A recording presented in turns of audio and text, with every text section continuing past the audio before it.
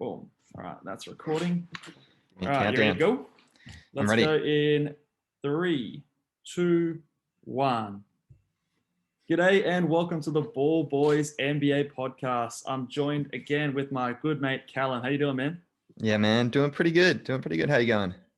Going really well. We had a week off, but we're back talking NBA basketball, talking fancy hoops. So always good to sit down and have a chat with you, man. That's it. We got some all-stars to talk about. So Yeah. So we might as well jump straight into it. Our first topic of the day. Obviously, All-Star starter voting has begun. So we're going to pitch our votes, or who we think should be the starters in the All-Star game, or whether or not there is an All-Star game coming up. It looks like there might be. But we're recording this on the 3rd of February. So just to take that into account, things may change in the future. Not exactly sure when voting closes, but 3rd of February right now. Let's start off with the East. We will be making our picks based on who is eligible for each position. So that will come into factor. Who have you got as your East starters, Cal? my East starters. Okay. I feel like there's 4 pretty much locks. And the one that's a bit of a gamble is that last guard spot. Okay. So I'll do my forwards first. Because I think, Yep. as I said, I think these guys are all locks. So you got I agree. I think the forward's easy to pick. Yeah, 100%. So I've got Joel Embiid, Kevin Durant, and Giannis Antetokounmpo. Well Butchered his name, but Cool. Are we in agreement there? Is that what you had for the forwards? That is what I had. I thought that was easy pickings. Yeah, cool. Yeah. So then the guards are a bit more, you can throw a dice. I went with Kyrie Irving and James Harden. I've gone with the Brooklyn Really? backcourt. Okay. Just out of curiosity, because I have 2 different names. So which one did you think was the lock? You said 4 out of the 5 were locks. I put Kyrie in there just because I love Kyrie. I know in terms of like, if we're talking about, all NBA teams, he might not be in there. But for an all-star game, this guy is so good, like handles. He's going to get votes. People love him. He's just really a lock. I think he should be in there too, because he actually has been balling out. So as I said, he's so good to watch. He's made for the all-star game. Is that your team that you think should be in there, or you're predicting will be in there? I think I could take James Harden off because he probably doesn't, but I still think he's the best player. So I think that he should be in there. Even though it was a mess, he ditched the boys out in Houston. He's still such a good player. I'm still going to pay him respect. So I think he still deserves to be there. Fair enough. I can definitely see the argument. He definitely came across my consideration. But like I said, I've got 2 different guards there. And I found this, of all the West, East, front court, back court, I found this the hardest, these 2 positions. So like I said, Kyrie Irving was probably more in consideration to me than James Harden. I don't know, just James Harden, I don't know, like the whole Houston Rocket thing, he hasn't really put forth as much of a statistical season compared to what we're used to. And he's also got those defensive sort of issues. So I faded away from James Harden. Kyrie definitely came to consideration, but my 2 guards are the first one, who I am very, very strongly opinionated that this guy should be in there, and that's Jaylen Brown from the Celtics. And the other guy is Malcolm Brogdon, who I was very surprised to see myself put in there. But I wanted to give someone from the Pacers some love, and to be fair, he's been incredible. So Jaylen Brown and Malcolm Brogdon are my 2. Now, this does not mean that I think that Jaylen Brown's a better player than Jason Tatum, but he is a guard, and I think that Jaylen Brown has been amazing to start this year and should be recognized for that team. And I think that, for a team like the Celtics, who are sort of up the top of the standings for the East, top 4 teams, I think they deserve to have a starter on there. So what do you think of those 2 players?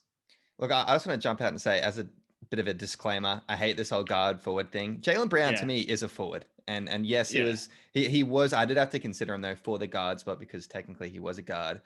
But I was looking at people like, I know Trae Young made it last year. I didn't really like him being picked there. I don't think he deserved it on such a losing team. So, and for that kind of basis, again, I don't really want him there again this season. They're better this year than they were last Jaylen Brown. What was that, sorry?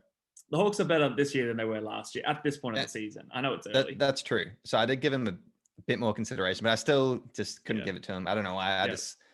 I thought Kyrie was there, and then look, James Harden's still James Harden. He's still putting up like 24 with like 11 assists. And right now, look, if you look at the Brooklyn Nets record since I did the trade, look, aren't they the second in the East right now?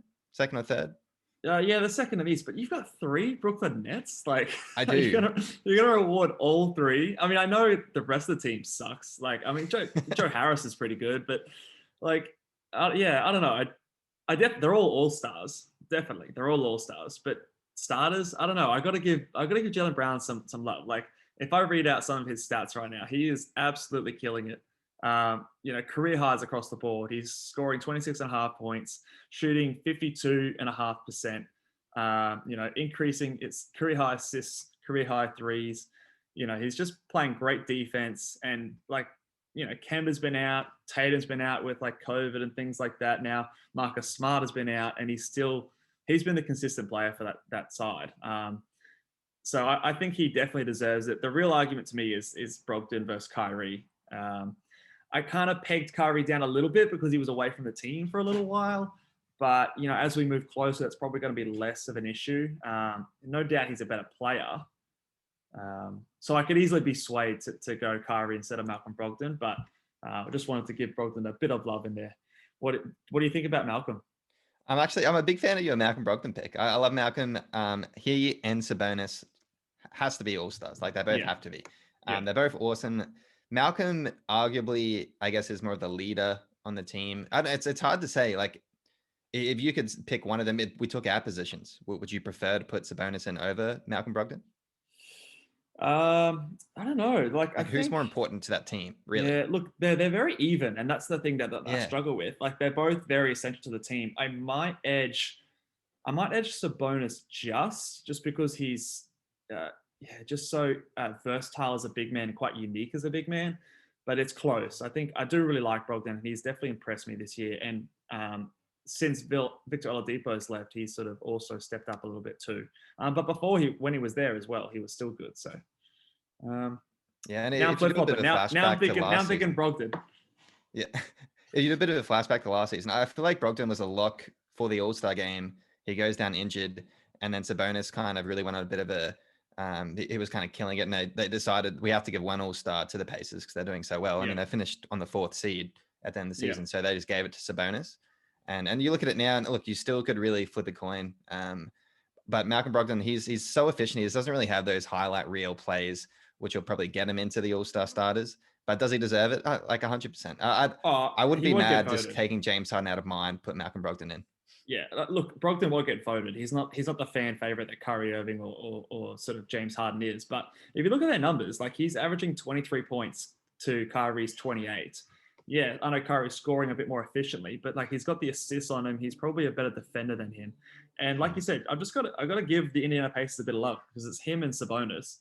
Kyrie's got a bit of help on that team with Kevin Durant and James Harden. So, I lean a little bit more that way to Malcolm Brogdon, but like I said, I could easily be flipped. It's probably the closest of the two. But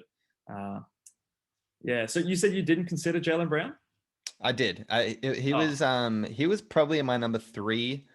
Followed up closely with I guess with Trae Young. So like, those guys should be there. I still also did consider, you can throw some names at like Zach LaVine and Colin Sexton, just kind of leading their teams, putting up big stats. I mean, those Cavs are still in the playoffs right now. Yeah, they're there. But we'll see if they become an all-star. I'd push for Zach LaVine to become one, but look, that's maybe a discussion for another day. Yeah, we will be breaking down our reserves once the starters get announced, and we can sort of know who have not been selected, and then dive deeper into that. That's where the real debate really begins. Let's go on to the Western Conference. To me, I feel like these are fairly comfortably. Maybe the guards again, maybe struggle to pick between a few of them, but who have you got for the Western Conference? All right, so I'll start with my forwards again. So I've got Nikola Jokic at the first forward. He has to be there, right? Like, he's killing it. Him and Joel Embiid, for me, it's like, oh, dude, you got 2 centers, bang. Even though we don't do the centers anymore, I have to throw them both in there. Yeah. I mean, those guys are legit MVP considerations right now. So he's in there. He's a lock for me.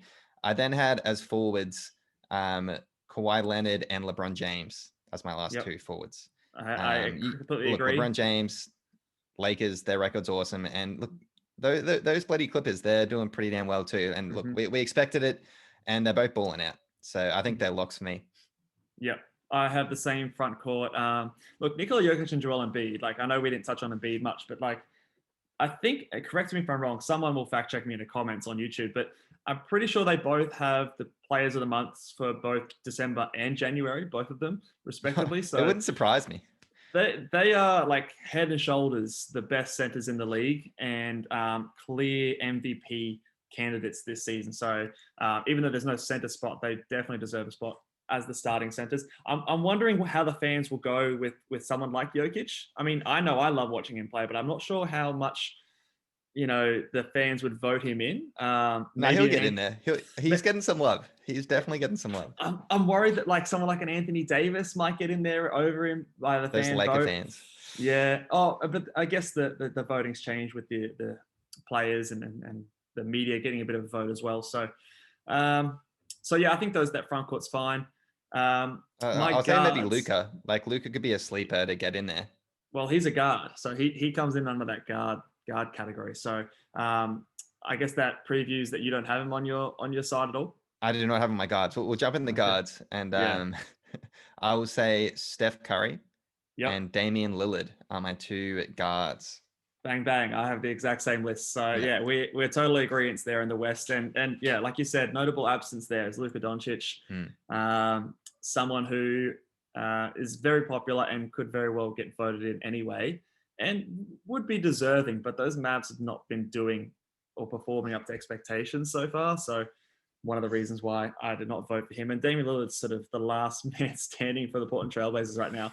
They're so injury depleted with Nurkic and CJ both out. So got to give this man props. And Steph is Steph. He's going to ball out and he's doing well on a pretty poor, otherwise Golden State Warriors team. So I don't think you can really argue too much with those two. Are there any other sort of notable absentees that you want to mention on the West? I'll mention CJ McCollum just because he was killing it, and the injury is going to hurt him, and he might not even make the All-Star game, but he was looking like an All-Star. And then Paul George as well. I did consider Paul George. Didn't quite make it in there, but he's putting up stats too on a very good winning team. Yeah, I think I would have considered Paul George. For some reason, I thought that Kawhi Leonard was going to be a guard because he's basically a shooting guard for that team. It's him at the 2, Paul George at the 3, and then there's Batum playing the 4. So I thought he might be a guard, but no, he's a forward. So you've got to put him over Paul George. So yeah, I like those mentions. Anthony Davis is one I want to mention as well. Do we think that LeBron is still the best Laker? He is. And I think he is. Yeah. But I don't know. We're all sort of waiting for that moment where Anthony Davis takes over, but it hasn't quite happened yet. And in actual fact, I know we'll touch on fantasy later. He's had almost a down year so far. Some percentages have dropped and rebounds have dropped compared to previous years. So I think that would be most of the times he's been an all-star starter. So it'd be interesting to see him not make the starters there. Whether or not that will happen, we think it shouldn't. We'll see.